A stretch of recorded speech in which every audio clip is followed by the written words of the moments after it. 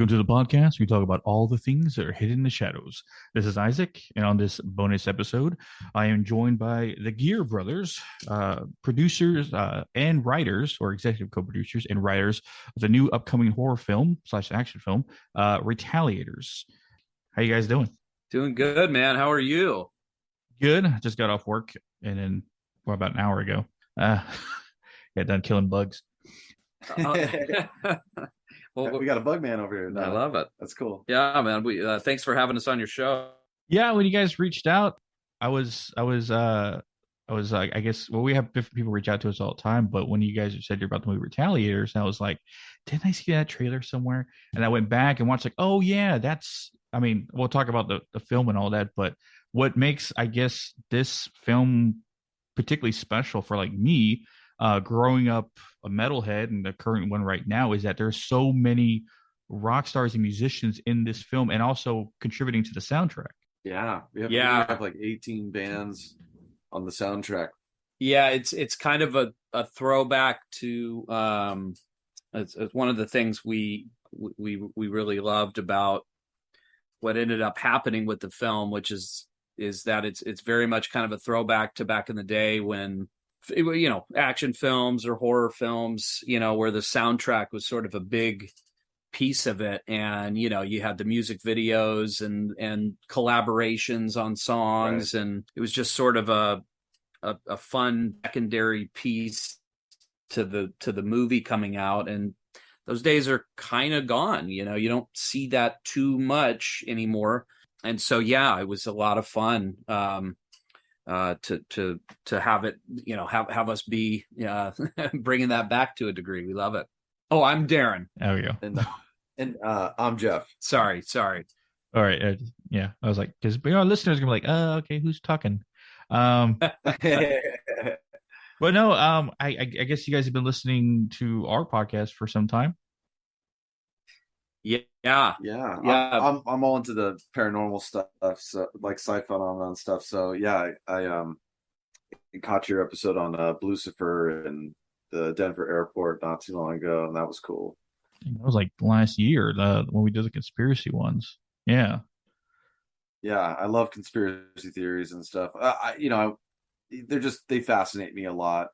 Well, that one was especially interesting because the whole I mean, it's now on like the list of like top conspiracies that are talked about because of the budget that was overused and like the weird art in there, and then the giant blue horse that's outside with the fire eyes. It's just like Lucifer. And there's a little fun fact here too. We in the original inception of the script, we had a character who was talking about the Denver airport. It was our character that we named a character Captain Briggs, and it was in tribute to Joe Bob Briggs, who, you know, the horror host. And I don't know where the idea, I think it was your idea. It was my idea, but we made him a conspiracy theorist that, you know, sort of, you know, he sort of talked about different conspiracy, and then the Denver airport was the big the one he was big on. So we ended up doing a pretty big deep dive I think that's where we found the podcast. I found it later, but but what's funny is, we ended up taking it out though, only because we loved the characters so much. And it was like there was just too much. It was too much. And I was like, okay, we're going to make this guy in another film. Yeah. So we saved that dialogue. We're going to keep it for a future movie. All right. That's going to be cool. I guess for anyone who doesn't know, give a small synopsis of the film. I guess anybody who doesn't know about it yet. It's about a pastor who is this, sort of this man of his community, a very well-loved pastor. You know, he's a single dad raising two daughters, and he's very much a turn the other cheek guy, and we see that early on in a scene when somebody steals the Christmas tree. It's actually Dante from Clerks, Brian O'Halloran, steals the Christmas tree from that they had picked out, and we kind of learn that he is this very pacifistic man, and it's what he preaches to his congregation and whatnot. And then one day, twist of fate happens. His daughter is in the wrong place at the wrong time. She is, it's not really spoiling because you could pretty much gain this from the trailer, but she is murdered in cold blood for being at the wrong place at the wrong time. So from there, we see now the pastor sort of break down and start wanting revenge. And then he is approached by someone who says they would like to offer a minute alone with his daughter's killer, with the one rule being that he can't kill him. Sort of all hell breaks loose after that. So that's kind of the plot in a nutshell. I know when I saw the trailer for it, I was like, this is interesting. It's like, it's a revenge story, but it's a revenge story with an idea. But yeah, I guess what makes him all hell breaks loose for him is that the guy that killed his daughter, that he ended up torturing or getting revenge on, essentially was connected to a gang, and that gang starts coming after him. Basically, that's part of it. And then it goes into saving the everything we just discussed right there is what is shown in the trailer. There's another left turn that the movie takes in the third act that it's pretty fair to say most people do not see coming, and it's pretty shocking. And the third act gets pretty batshit crazy, and it's a lot of fun. And there's homages to multiple horror films, and Evil Dead being one of them. But yeah, it's at the heart of the movie. It is very much about that moral struggle of what would you do. And it's not a preachy movie at all. We're not really big fans of telegraphing a message of any kind in our writing. We're really interested in creating sort of a haunted house, a roller coaster going through a haunted house is sort of how we always look at it, but if along the way, there's, we can get you thinking and get you sort of arguing about it afterwards. That's sort of the goal. And so it's really, Jeff, you put it a good way the other day. It's not so much what should you do, it's what would you do. Yeah, right. I mean, even if you knew what you should do, there are times when, you know what the right thing to do is, but you might be too tempted to do the wrong thing out of, emotion, being too emotionally attached to something or whatever. And that's really what the movie explores, is somebody being pushed to that limit of really wanting to do something bad, really knowing in their heart it's maybe that it probably is bad. Yeah. I kind of got that from the trailer, but then again, I'm excited to see the film. So cool. Another question that essentially I wanted to ask is, like, what inspired the story? Did it come from someone a real life experience, or was it like an idea you guys came up with one day? Yeah, there is a real life family traumatic real life story that this is based on. Essentially, years back, our younger sister, she was walking home from a party, and she was very young at the time. She was, I think she was 19, still a teenager.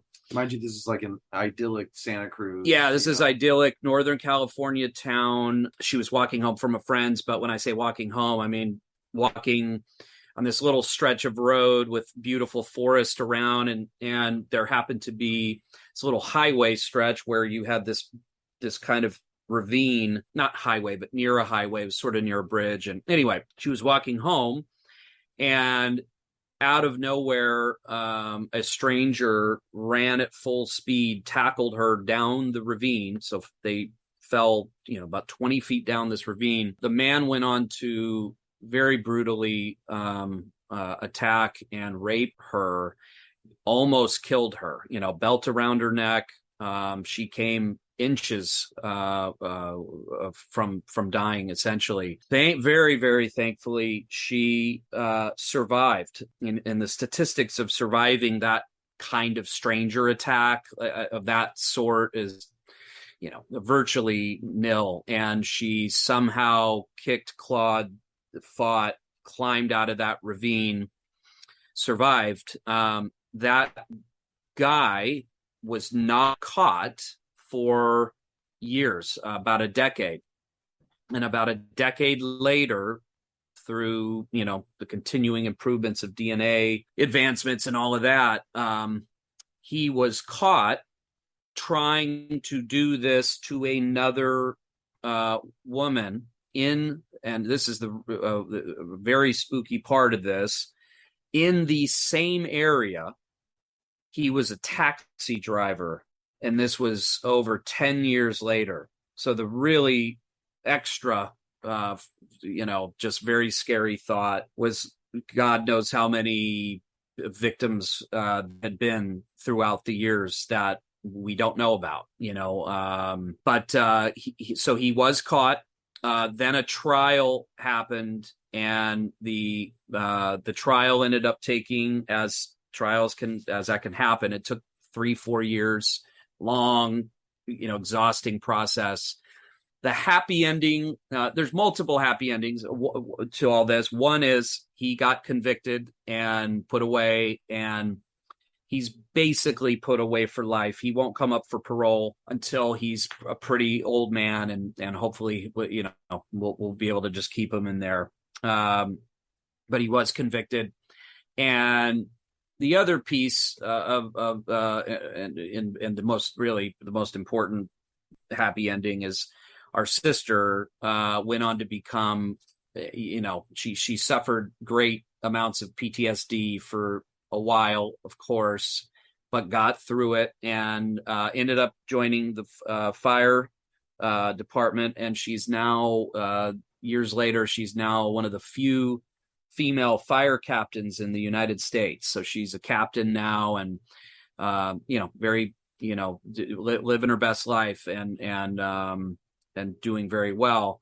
So it was along the trial period was when, because it was an excruciating time. And I was talking to my dad at this one night, and he, having to hear what he had just had to witness and go through in the trial that day. And this idea just flashed in my mind, which was, something like, what if there was an underground service provided to the family members of victims, the opportunity for a minute alone with the perpetrator? What if there was a service that provided that?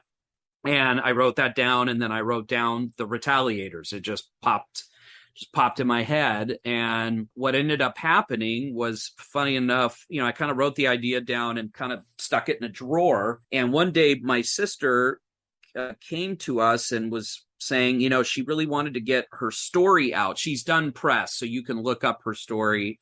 She's done interviews. There's articles that you can find. And she had just started doing press, and she had decided, I really want to be an inspiration to women and girls that, that it is possible to survive, and the PTSD, it's possible to come out the other side. And she was at first talking, hey, do we know it in the documentary space? And we checked, but we really just didn't know anyone that could do it, and anybody really in the documentary world. And I threw out there one day, hey, we have this movie idea. We can't tell your story because, it would just be too much, torture to do that, because we had been just come off of living through this excruciating trial for years. I said, but you are the inspiration, your whole situation has inspired this idea, and we kind of want to, we'd like to go with it, but, it depends on how you feel about it. And she said, I love it. And she gave us her blessing and said, please, if it ever gets turned into a movie, just use my name and get my name out there, my story. So her name is Jody Geare, Jody.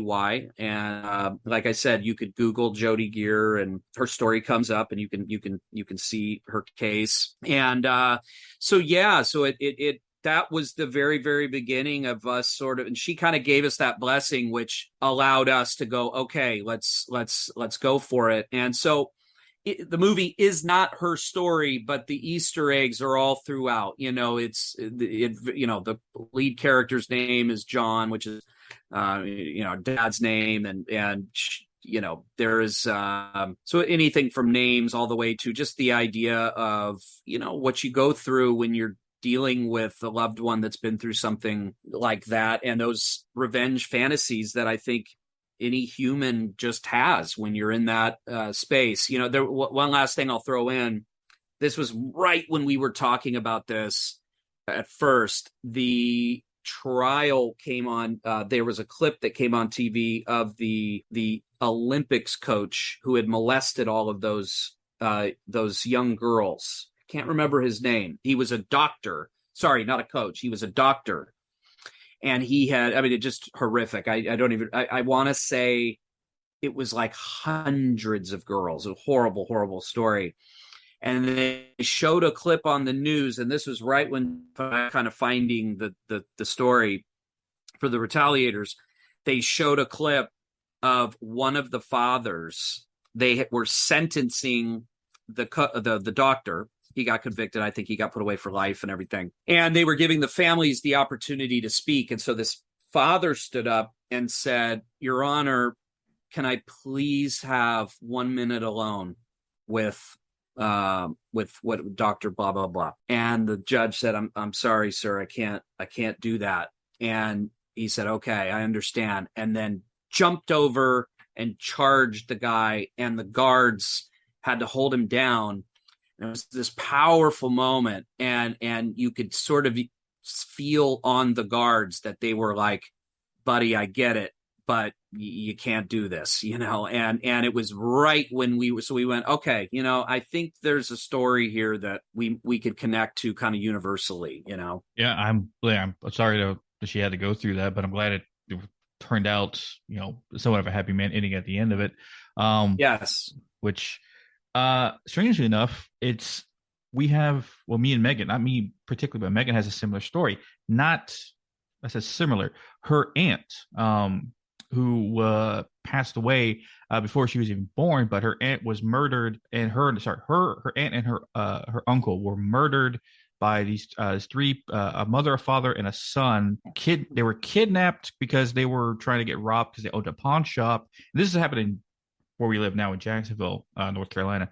And it was like the first murder that's ever happened in the city, and I think it happened in like the early 90s or late 80s. I can't remember when. Wow. Yeah, they kidnapped them, disappeared for almost a year, no, almost like 4 or 5 months. I think Megan knows exactly how long. Jeez. And they end up finding her uncle. I can't remember his name, but her uncle. They found his body later on, but they didn't find her Aunt Phyllis his body until like almost a while after that. But they end up catching the family essentially, and they've been in prison for a while now. But my mother-in-law went through the whole ordeal and stuff like that. But that around the end of the trial, when the people were convicted, is around the time Megan was born. Oh, wow. Yeah, and I think the aspect of how my mother-in-law said how she got through that, because Phyllis was her older sister, and she was like it was a big impact on her, stuff like that. When Megan was, I know, it's like, we're not going down the best road right here. But when Megan was born, I think this conversation I had with her mother-in-law a while ago, she said Megan was the light that got her through the darkness when she was born and stuff like that. Wow. Yeah. But when you guys are talking about that whole story, I was like, because that's what Megan's family has been through essentially. Well, it's interesting, Isaac, because you know what, I never even had this thought out loud until, of all people, Jody herself, our sister, saw the film. So she saw it for the first time when it premiered at Screamfest. This really, this big horror festival in LA it was at the Hollywood Chinese Theater, and she came down, and we were really nervous. It was the first time she was watching it, and we weren't really sure how she was going to take it, because it's also a pretty brutal movie, and the third act is really in many ways kind of a cathartic. It's a cathartic third act. It's kind of over the top, cartoonish, and the bad guys definitely get their comeuppance in some pretty extreme ways. So it's but I just didn't know how she was going to take the whole thing. And she loved the movie, and she was just going on, and she was really moved by the movie, which was a real, she was crying multiple times. And throughout the movie, I was going, oh no, I hope this isn't upsetting her and traumatizing her in any way. And it was the opposite. She came to us, and kind of now speaking to, you were talking about your mother-in-law, what Jody said was, she goes, what I had never thought about was the perspective of my family. This movie shows the perspective of the family of sort of that you don't necessarily, that's not usually where the people like your mother-in-law, it's not really where the spotlight is. It's usually on, of course, the victims, which is very understandable. And then, of course, you're dealing with the perpetrators. And they obviously, and very unfortunately, usually get a lot of attention and a lot of, and the understandable pieces, of course, what makes people do that and why, because listen, I'm fascinated with that stuff too. And, but it is the family that the hell that is going through a trial, being the rocks for people. And in my case, it was like the rocks of the rock. I was trying to be there for my dad. And it was very hard, but I don't never sat on that and went, oh, poor me, because, and Jeff the same way, I'm sure, just because, when your family is the victim, you're so caught in like, well, they had to go through that's hell, right? That's actual torment. But I think it was through seeing another family member struggling through it as hardly as they were, that really, gosh, man, not only is it just the reverberations of violent crime is, a lot of ripples. Yeah. And also not trying, we didn't want to tell Jody's story directly. So where we started picking on was looking at the sort of the reactions of the family members and what they might do to try to cope with it. And you see that. Yeah. And it was great too. That night at that screening, Jody told us that a lot of people walked up to her. She was inundated. Right. It was a big sold out crowd and red carpet and all that, and all the rock star fun night. But what was crazy was this, we got on stage and told her story. She came out, we introduced her, and it was a really beautiful moment. And what was amazing was then the rest of the night, throughout the red carpet and the after party, she was inundated with people coming up to her, telling her about their survival story or their family that went through this. And it was a very, it was ultimately a very, just a cathartic experience. And kind of like what you said at the beginning, when something like this happens, it's so ugly and so horrible. To be able to still find a way to channel it into a positive, creative expression, right, to a film and to Well, yeah, really, when you think about it, it's the tricky part. I just almost to rephrase what you were saying about our apprehension at Jody's reaction to it was that. I think the temptation for anybody that has a family member that goes through a traumatic experience like that, you want to make something that sort of just tonally matches that horror. But we made something that had, it has some of that, but it's also a fun ride. Right. You know what I mean? It's also a piece of, I think entertaining exploitation cinema. Well, that was our point to her. That was the only way we could do it. Yeah. We couldn't just live in this trauma bleak. Right. That's just not, we wouldn't make good documentarians because we're way too close to the subject matter. So Right. It would have been beyond skewed, which doesn't make a great documentary. Right. And we kind of felt the same way about the story. It's like we needed to kind of remove ourselves a little bit so that we could, have it be this sort of cathartic expression, with having, being able to get loose with it and have it be not just a dirge to get through, but actually to have it be we wanted laughs, we wanted that third act to be, and there's laughs, there's like, because there's some extreme stuff going on, and there's kind of an absurdity to it. And that's what the risk was. And we didn't know, was Jodie going to understand this? Was she going to be offended but she just, it was like I said, it was the opposite. So it was really great. Well, one question, I guess the main one I always wanted to ask is that I don't know if you guys had any part in it, or maybe you knew why, but how did you guys get so many musicians in the film, but also to do the soundtrack as well? Before you say that, let me go off the list of who is on this album, by the way, for the movie. You got Papa Roach, you got the Retaliators, you got the Who, you got Eva Under Fire, you got From Ashes to New, you got Ask Alexandria with Within Temptation, you got Tommy Lee, you got Class Act and Motley Crue, you got Five Finger Death Punch, Nothing More, Crossbone Scully, Bad Wolves, and Einstein Kills, which I'm a big fan of them. And was it Kyle Dixon, Michael Steen, what's Michael Steen, Corey Marks, the Stranger Things composers. He's got like a lot of like these are well-known musicians. These guys aren't like they're playing like local bands. These guys are like playing arenas, touring the world.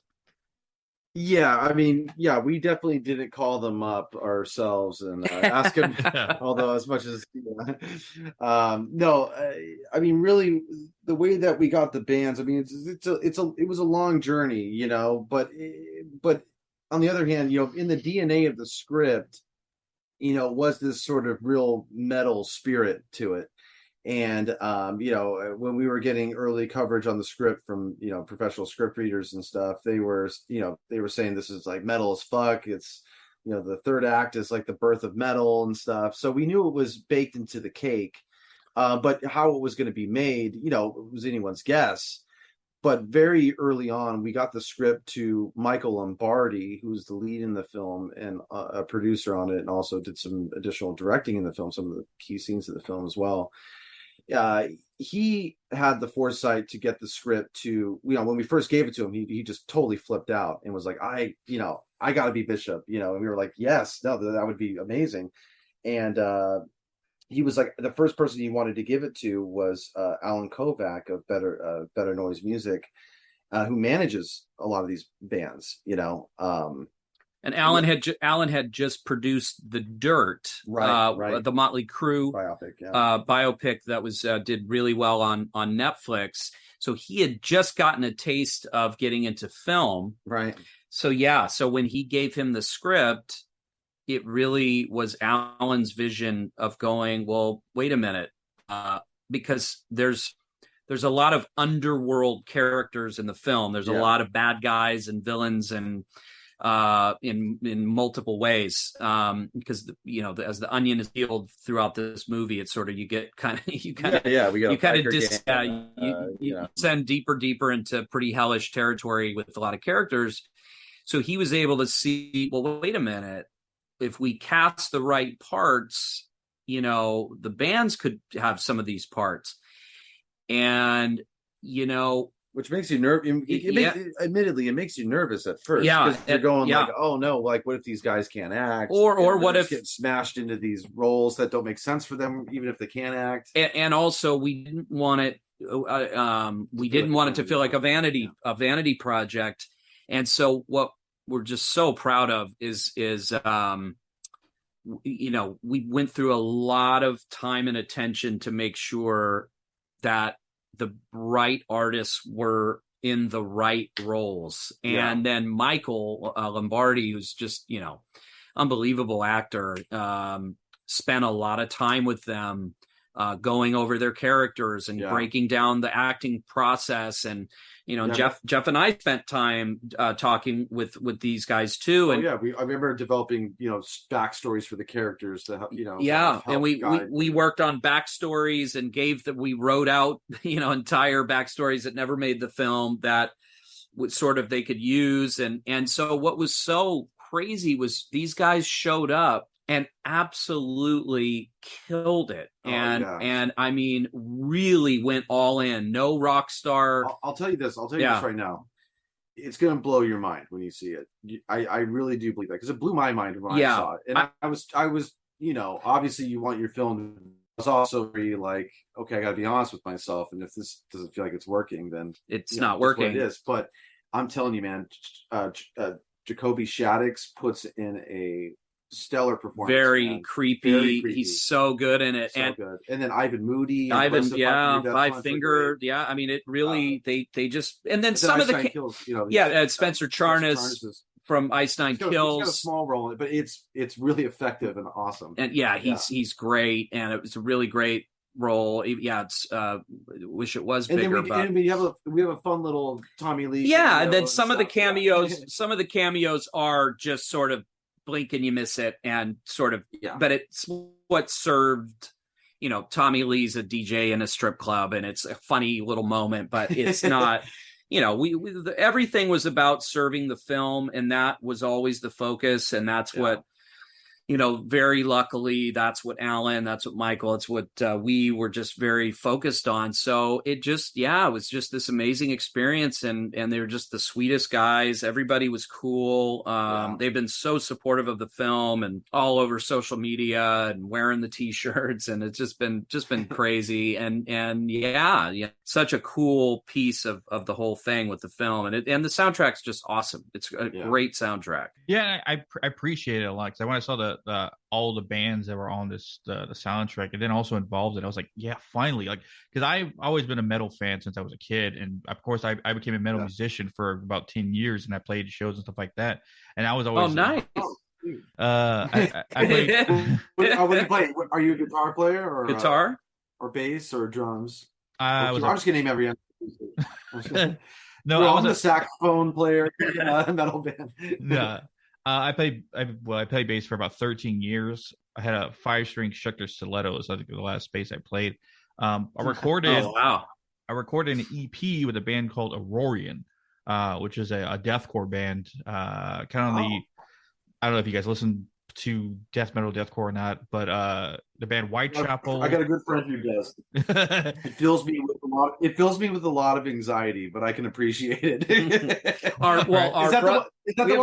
We have a brother in a tech death band. Yeah, we do. Called Son of Aurelius. Now, our brothers. Let me ask you this: Is this the kind of death metal where it's hard to read what the logo is? No, you know what I mean, it's like so web.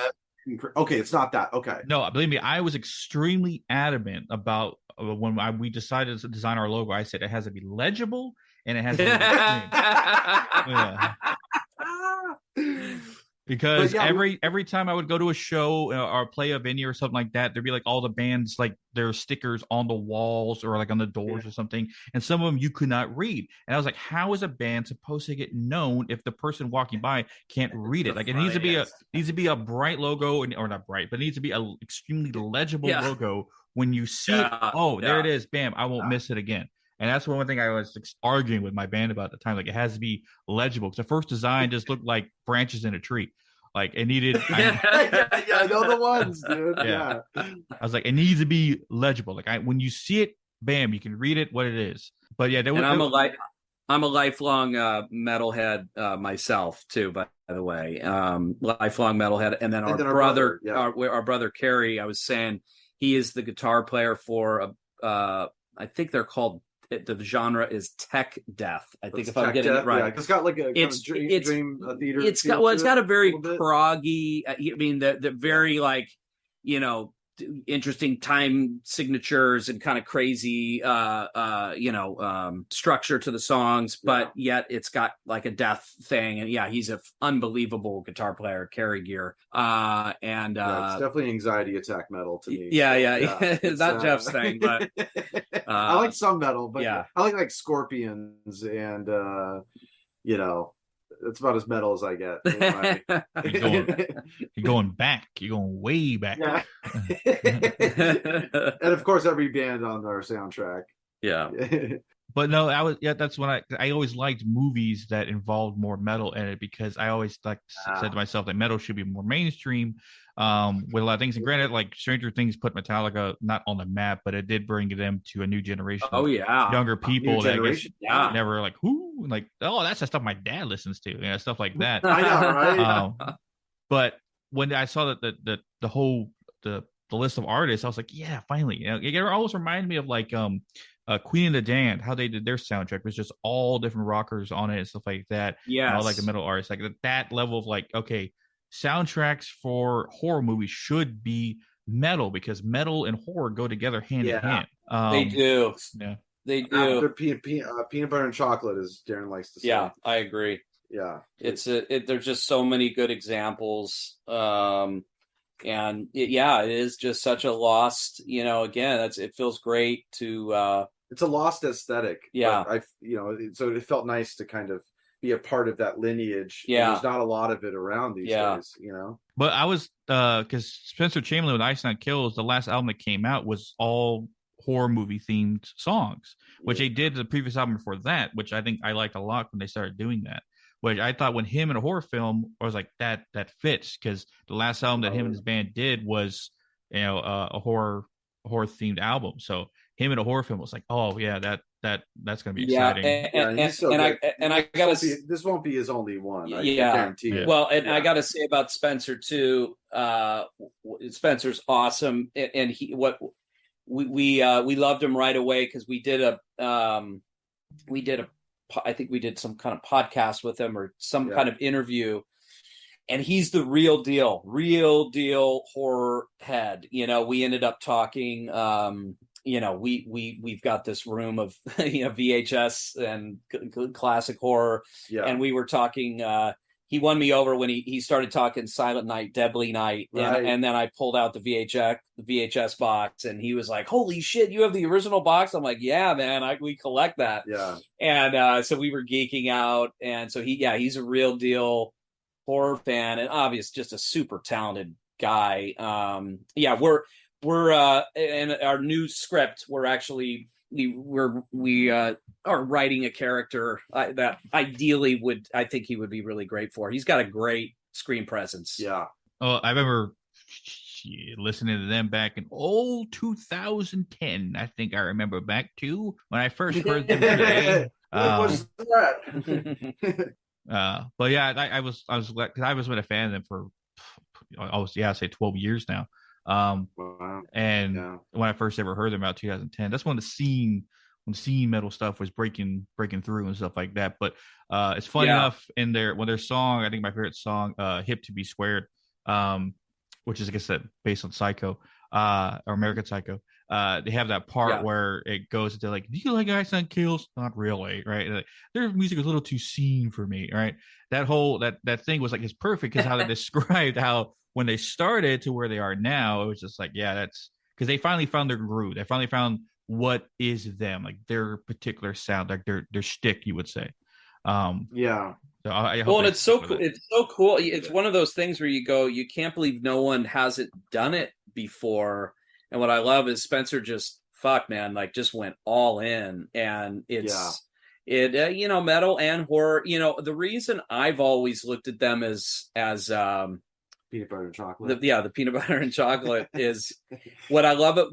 Both of them are very similar in that, and this is what I love as a lifelong metalhead and a lifelong horror fan. What I love is that their oxygen, they live, breathe, die, all of the films, all of the genres, all of the kind of waves, all underground. It's not mainstream love for it. No, now horror's having a mainstream-ish moment, with the kind of top horror, and certainly it's been having a mainstream moment. But the point is that whenever horror was in fashion or not in fashion, because metal's had its mainstream moments, when Metallica had the Black Album, don't sleep on Load, bro. Yeah, well, but I'm saying in 92, 90 to 92, metal was at and really a good chunk of the late 80s too. Obviously with all the Sunset Strip and and then Guns N' Roses and all of that. Yeah. But the point is, no matter what waves up and down in the mainstream horror and metal have had, the underground passion of the fans, the underground loyalty of the fans and love of the bands and love of the films never goes anywhere. And it doesn't care. It doesn't depend on any of the oxygen from sort of, the pop culture. Yeah, they're kind of populist genres of their respective genres. It's like they might not get all the critical love, but it's the people's art. That's the other bedfellow, commonality is that you just nailed it, Jeff. Critics always shit on metal music. There's just endless examples of that. Very famously, Black Sabbath's debut record was panned by Rolling Stone, and there's just endless amount of examples. And then we all know horror, again, a lot more grace these days and right now, but depending on who directs it, things like that. But by and large, horror films are completely looked down upon as secondary, and the elitist sort of it's pornographic. Yeah, it's always just had a negative rap. It's just for thrills. It's dumb fun, son. I don't know what that voice is. No, I don't know who that was. Some grumpy old man. Yeah, it was a grumpy old man, right? Yeah. I'd give up that one. But anyway, so yeah, that's horror and metal to me are just very, very similar. Speaking of which, what is your favorite horror film of all time, if you have one? You want to go first? Oh gosh, I got mine. Well, it's so hard to pick one, but like gun to my head, I got to pick one. I'm gonna have to go The Exorcist. That movie it does not matter how much older I get, how many times I see it, it fucks with me, man. The night I go home from seeing that every Halloween, when I go see it every year, I get a little weird when I'm going to bed. Like, is my bed gonna like start shaking? or like maybe I should close my bathroom door so I can't see the mirror. Just like, I allowed myself one night of like, being overly superstitious after seeing it. You know what I mean? That movie freaks me the fuck out, man. And it's just as a piece of art, and it's beautiful. Incredible. And also the story behind it.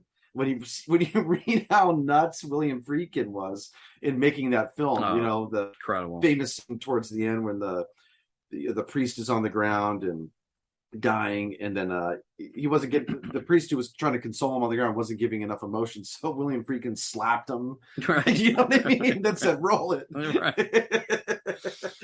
Just shit like that. I mean, so that's mine. My all time is it's not typically considered like the greatest film of all time. To me, it is. I just love it. Admittedly, it's very hard for me to separate the nostalgia from actually how amazing it is. But for me, it's The Lost Boys. I can watch The Lost Boys over and over and over.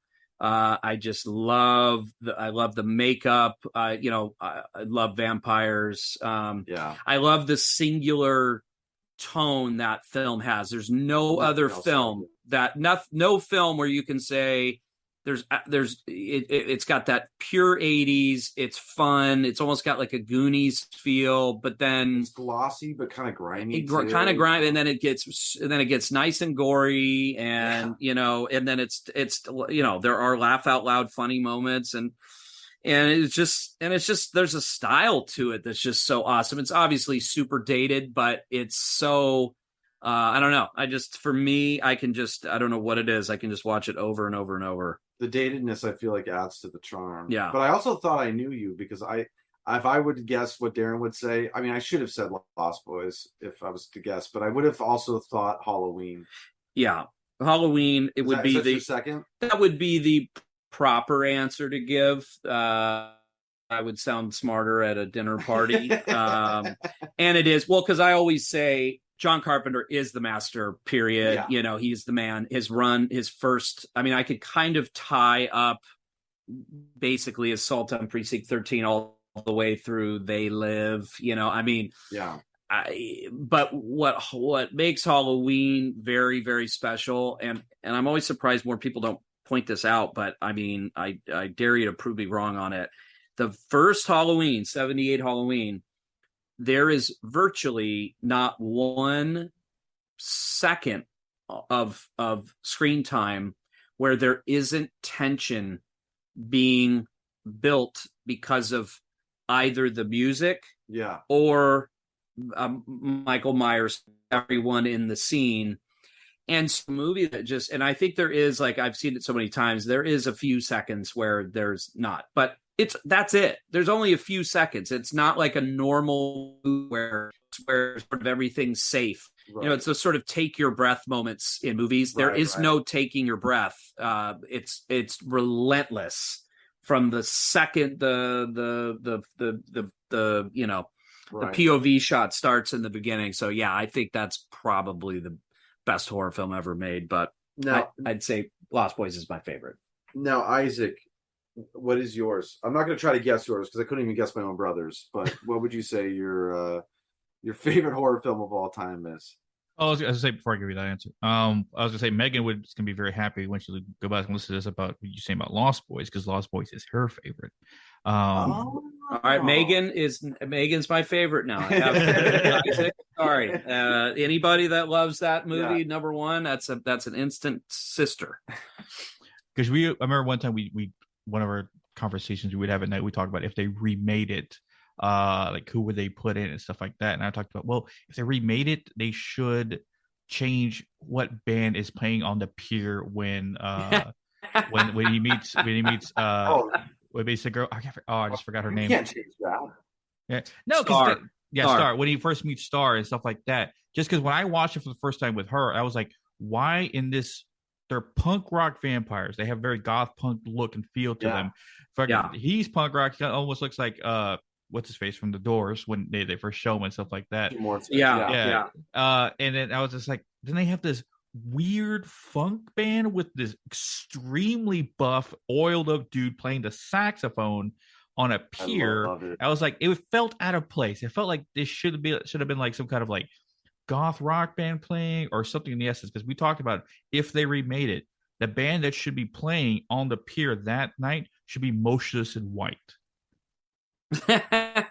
If they remade it, right, they could have Motionless in White playing and have it be in a metal show where that makes more sense. Because I thought if they had to redo it again, they should go further into the whole goth metal punk thing for everyone, right? So like everyone involved.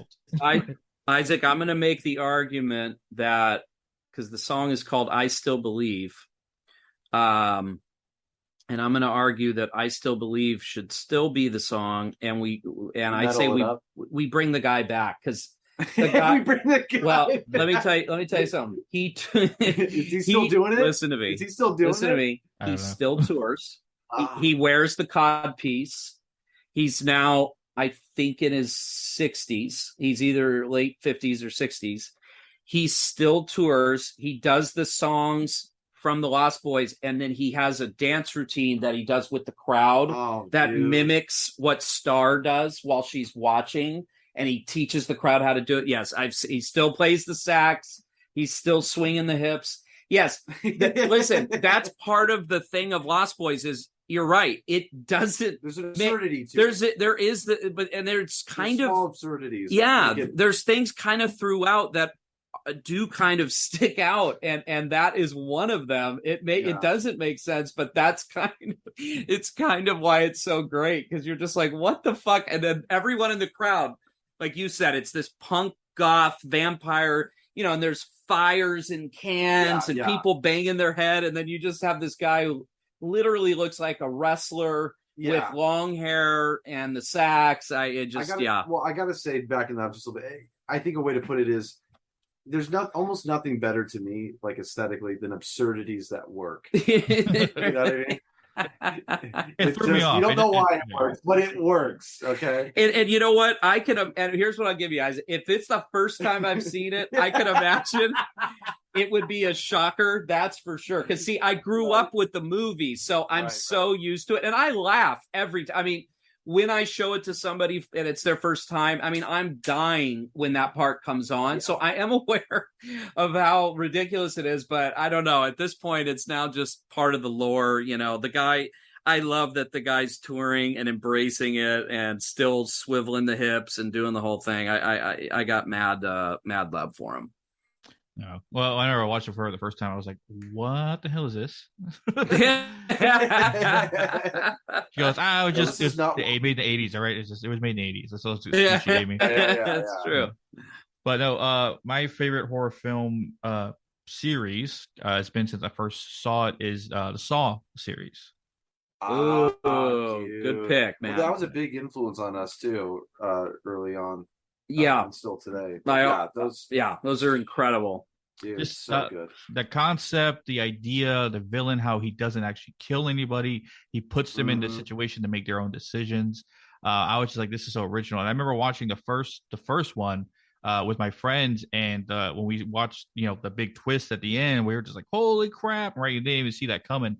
And then, granted, I enjoyed every single one, because when they create up new contraptions and new traps and new ways of killing somebody, essentially, or at least put him in a predicament to help get them out. I was always like watching it, because I remember one of the funny thing is, I remember I was watching, I think it's the fourth or fifth one, I can't remember, but there was an opening scene when the guy had his hands in the crushers, and the giant pendulum big blade was coming down ever so closer to his guts. And I think I just got off work, because I was working overnight, and I was watching it, and I was eating pizza at my dad's place, and he walks in right at the scene where he's being cut up apart, and I'm there eating, and he goes, "Hijo, how are you watching this with the guy getting his guts everywhere and stuff like that?" And I was like, "Dad, it's not real." I love it. Yeah, you know what, I love the Saw movie. The perfect example right there, Isaac, of critics hate the Saw movies, right? And I'm sure you're probably, it sounds like you're the same way. And Jeff, I know you're the same way. I could put on a Saw any day of the week. I can just pick, I could go through any of them, even if there's something about even the ones I don't like as much as the others, it's still so watchable. Yeah. And just, there's something so captivating about that idea. I always say, of American horror, I would say Hostel and Saw are the two, I think, best of the modern, like most important ones of the modern, the post 80s and post 70s, post 80s. I'll sneak Conjuring in there just because. Conjuring, yeah. Conjuring, of course, is a masterpiece, of course. But yeah, there's just something about Saw. Yeah, and I think Saw and Hostel came out like within a year or two of each other, and both of those movies, just what amazing films. But I think the movie that's not necessarily scared me the most, but I think freaked me out the most, besides Paranormal Activity when I first saw that, but the one that freaked me out the most was Quarantine. Not because of the plot of the story, nothing to do with the movie altogether whatsoever. It was a situation is that I used to work overnight at a grocery store, so I would be the night stalker, essentially. Just like my hours would be 10 p.m. to 6 a.m. So I was always a night owl. So I would always watch the last showing of any movie at my local theater in San Antonio, Texas, and like the 11 o'clock or like 11:30, I would always stay late and watch the last one, because that's like right when I wake up. It's like morning time to me. And I think Quarantine I watched, and it was maybe 10 people in there watching it with me, and then I stayed after the credits, because it was around the time that staying after the credits, there's always something after. You got to stay after just to see what's after the credits and stuff like that. And nothing out of the credits. I was the last one in the theater. I was like, oh, whatever. And granted, you've seen Quarantine, right? Yeah. That's the remake of REC, right? Yes, of Record. Yeah. When I was leaving the theater, it's not a while back. It's good. It essentially zombies, but like on like steroids, and there's like it's not zombie-esque, it's more rabies-esque, and it's just like it's people are trapped in an apartment building, and the virus spreads amongst them. Footage. It's found footage, right? It's found footage shot. Ask you a little of 28 Days Later, which is another film I absolutely love. Are you a fan of that one? 28 Days Later? Yes, and 28 Weeks Later, and then I forgot if it was a third one or not. Yeah. Well, I was just thinking of those like the rabies type zombies that are just crazy and fast. It's like Cronenberg. That's how rabid. Yeah, it's rabid. Yeah. But when I was leaving the theater, when I was going through the hall, going out to get to my car, there was no one in the theater. Not one person.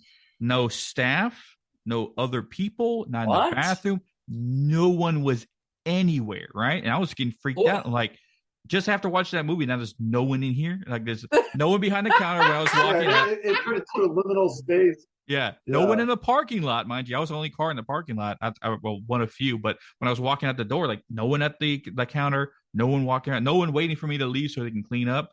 Nobody. And I was just waiting for, somebody like freaking rabies zombie to run around the corner at me.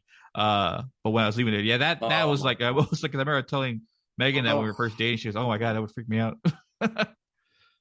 Yeah, that's pretty freaky. That sounds like a good beginning of a horror film. Well, actually, it sounds nice. It kind of reminds me too. So the last time I went and saw The Exorcist in the theater for Halloween, I was with my girlfriend, and the drive home after, it was kind of far away, and it was super densely foggy. Like, I mean, the densest fog ever. And we were kind of quiet in the car talking a little bit, and there was like a little lull there, and then all of a sudden, the Exorcist music comes on in the car, like super loud, like and I was like, oh, and I totally jumped because it was in the fucking fog. Why? Dude. Why did she put it on, dude? To fuck with you? To fuck with me. Oh, I was like, I almost ran this car off the road, dude. I was blocked by shit.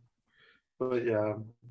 Okay, here's I don't know why I'm gonna tell this story. I gotta tell this because it's reminding me, you're reminding me of it. This is a real life horror story moment. So there's something that I still haven't forgiven my wife for. This is great. I love this. So Jeff and I, so my wife and I happened to be in just on a little getaway vacation in the desert, and we're driving home through the desert. So we're in that classic, there are no cars around. It's very hills have eyes, very, there's just nothing around, that kind of deserted feel for miles. And then I needed gas. So it was a desolate area. And so I literally was like, shit, I'm trying to find a gas station. Finally find a gas station. So it's one of these gnarly, like, the gas stations in the middle of nowhere. It looks very, kind of dilapidated. It was very windy, super high gust winds, no one else there and nothing around it. We're kind of, again, we're just in this big kind of desert. So my mind was extra. It's kind of like you at watching Quarantine, Isaac. So, and same with you. It's all, this gets under your skin. This is all in horror gets under your skin. It off, So I was in the car before going to the gas station on the phone with Jeff, and we were out a horror script. And one of our favorite subgenres happens to be the whole lost, in the middle of nowhere, the hills have eyes, Wolf Creek, the Hitcher, Breakdown, like that. We love that subgenre, Duel, Spielberg. Right. And so we were coming up with an idea because someone actually at the time wanted us to write that kind of genre for them. So we were meeting with him and sort of discussing ideas. So, we're doing, okay, what if it's a truck stop and then it's and somebody's kidnapping and their body's in the back of this. And so we're sort of just going through this whole thing. Then we pull up to this gas station. So my wife decides in that moment to play a prank on me, which now what's funny about this is that my wife's never played a prank on me ever. We've been married for 14 years, and she has never played a prank. Not even a small prank. Now I'm a prankster. Yeah. Okay. Yeah. I am like, I always prank people. Yeah. And Jeff, you're, in fairness too, maybe I should have known in mind because my girlfriend plays pranks on me all the time, trying to scare me. Okay. So my wife knows. So I park to get gas, leave my wife in the car. I go in the gas station. I come out. My wife's gone. And I'm like, what? That's weird. Oh, she must have gone inside and we must have missed each other. She went to the bathroom. So I'm pumping gas. No wife. So now I go into the store. I said, you see a blonde girl come in? And the person at the counter goes, no, haven't seen anybody like that. And I'm like, are you kidding? They're like, no. I go back out. I'm like, okay, well, you know what? Maybe she's on a phone call and I don't know why she'd be out in this wind because it was super windy, but I'm like, she must be. Then I look in the car, her cell phone is sitting on the console. So now I have this out of body experience where I go, was I just writing a freaking abduction, pickup, because now I'm going, did a pickup truck come in? So I'm literally thinking, so I'm looking around the car. There's nowhere to go. We're in the middle of the fucking desert, right? So my heart is beating out of my chest. I run back in. Okay, did you happen to see, a big truck come through? I come back out. She just hides a suitcase in the back seat and jumps up and goes, surprise, just kidding. Oh, I did not speak to her the whole way home. I was like, I thought, she goes, you write horror movies. I thought you think it was funny. I'm like, no, that's opposite, right? I know. I'm like, my brain is way too susceptible to go down these fucking paths. And I thought you were so for like 5 minutes, which at the time it felt like an hour, but my gosh, you're feeling every moment during that 5 minutes. It was scary. It's like, oh sheesh. I hope the follow-up prank to that or getting your revenge on her was epic. It's funny. I don't think you got her back. I still haven't got her back. I still owe her, and I've threatened it to this day. Oh, it's going to be a doozy. It's going to be a doozy, but I still haven't done, because it's got to be a good one. I got my girlfriend back. I got her back a couple times. Actually, last night I was out at the beach, and there were like these weird towels everywhere, like randomly on walkways. And I do the move where we walk closer and I go, ah! Like, you know, but why? Because we go, she's like, what is that? And then I go, I don't know. And I go, ah! You know, I do one of those. It scared the shit out of her. She like punched me and stuff. I was like, all right, I got you. Oh my gosh. It is fun pranking with, scaring people, but. Well, it's funny. Megan gets me a lot, and I get her a lot. I remember one time I got her because she and her sister were leaving at night to go to the store for something, and I remember I forgot to tell her something, so I ran out there, and they weren't paying attention, and the porch light wasn't on, so they didn't see me come out of the shadows. I remember I knocked on the window, freaked her out big time. Like she turned and had like fear in her eyes, like almost on the instant brink of crying. And I looked at her like, what? And she goes, why did you knock on that window? Why'd you do that? And I was like, I was already getting suspicious because I think someone's out here. I was like, oh my God. And then she'll jump out of the corner of a room or something, or like sometimes she'll I'll be coming out of the shower at night. She'll jump around the corner at me or something. She tries a lot of jump scares a lot. Yeah, my girlfriend's evil like that too. I feel you, man. I feel you. Well, that's what fucked me up so bad is that my wife never. She never does, and then the one she does is like the one she does was ingenious. Well, it was masterful. Well, she picked the moment I had that plot line in my head, and then just how would I think to look under our luggage? In the back. So it was evil. All right. I guess one more final questions. I know we're going over an hour here, but we're having fun, so that's what happens when you lose track of time. I told you we talked a lot. What is you guys' future projects, or at least anyone that you can talk about? We are nothing we can talk about yet, but we have been writing like crazy. We're busting at the seams. We're so excited about the new stuff. We're in some meetings over the next couple weeks, and we've just gotten a brand new one out to some people. We've got a couple of new ones, and we really hunkered down throughout the whole pandemic period and just wrote as much as we could, and so we're really excited. We've got 2 new ones that we've completed, and then we've got a third one we're completing as well. We're really all of them with lots of violence, so don't worry about that. we're big fans of what we kind of call it's like exploitation with a heart. Like we really love kind of a human heartbeat behind it. We're suckers for that sort of Spielberg era, 80s Spielberg era, but then we love B cinema, cult cinema, exploitation, and horror and all of that. So we try to mix those flavorings in, and we love the crime genre too. So we kind of do this weird hybrid where actually the crime thriller is sort of the thread that is in everything. Yeah. But we've got when we have our new stuff to announce, we will be happy to come back, Isaac, and share it with you. Awesome. And also, what are like future projects that you guys would like to do?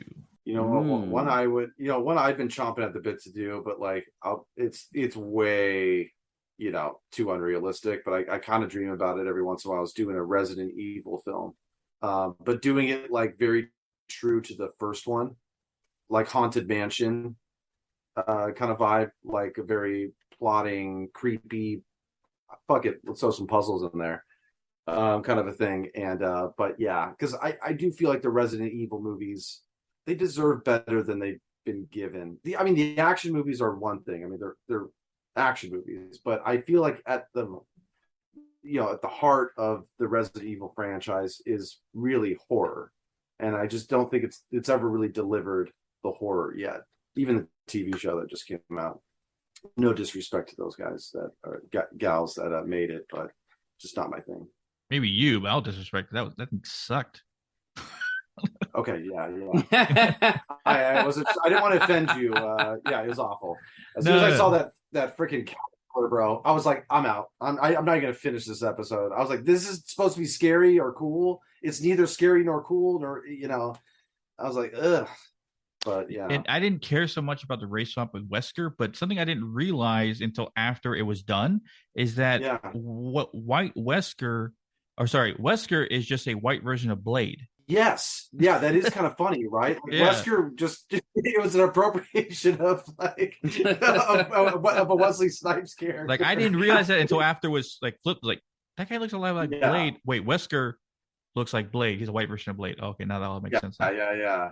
To be honest, bro, I didn't even get far enough to realize that that's who Wesker was in the show because I dipped out. I literally dipped out after the caterpillar, and I think that was like after like the first. That was like the opening of the show.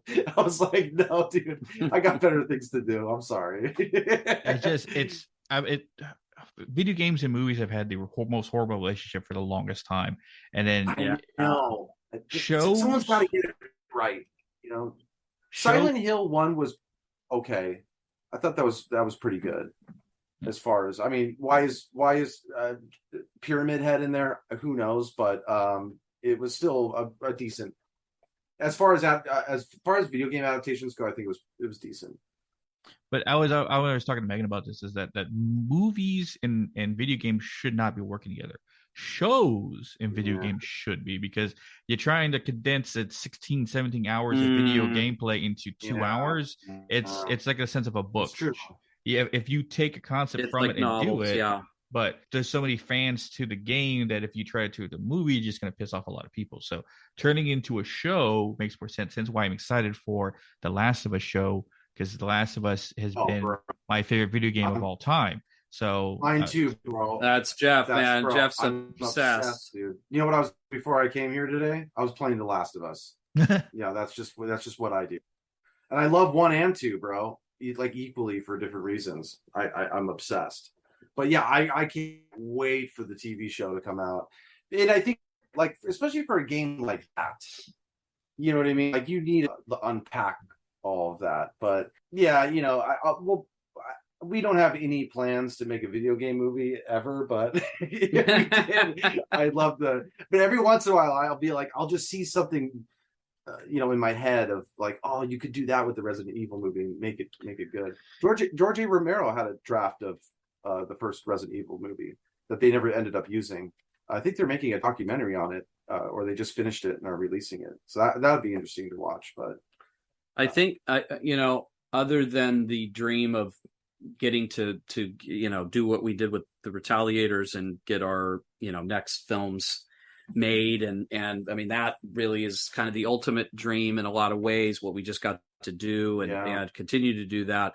But because that's not a very creative answer, I would say really I think a dream would be to get to add a contribution to a universe that's like a classic universe that I grew up with. So I mean, getting a shot at whether it was A Nightmare on Elm Street or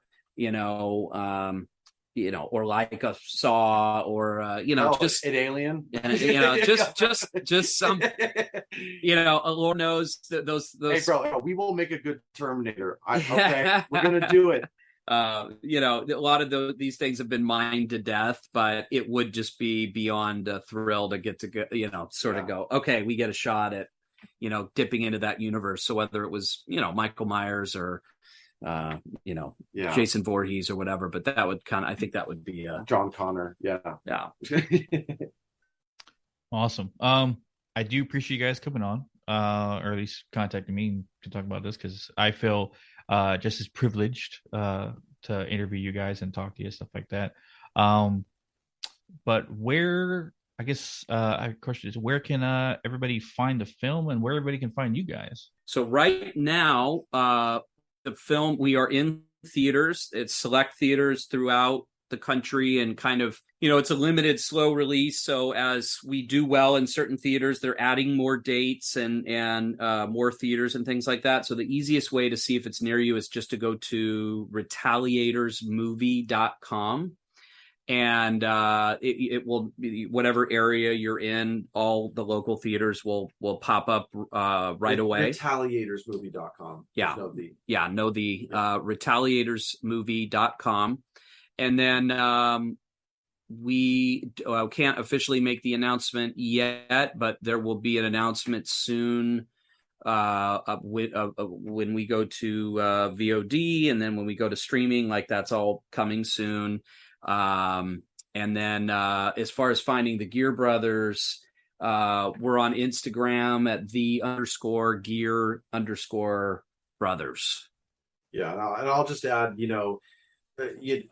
I would definitely recommend checking this movie out in the theaters, because it's just, there's something. It is one of those movies.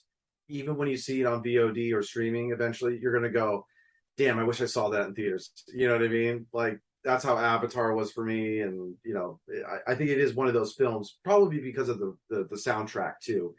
It just sounds cooler, like in a theater. Yeah, I'm definitely gonna see it I guess it comes around one of the theaters close to me. Yeah, for sure. But like I said before, I appreciate you guys coming on. Look forward to hopefully doing future interviews with you guys about future projects and movies. Yeah, absolutely. Yeah, man. Thanks for having us. Yeah, and just so you know, I've had some side phenomena in my life, and I'm going UFO hunting soon, so I'd be down to come. We'd be down to come back and talk a little bit of that too. Definitely. that'd be real cool. But as always, guys, you can catch Hidden in the Shadows podcast on Instagram, Hidden in the Podcast 2 on TikTok, Hidden in the Shot 6 on Twitter, or links to all social media, and always listen to it at hiddenshadowspodcast.com. But as always, we'll catch your weirdos in the next one.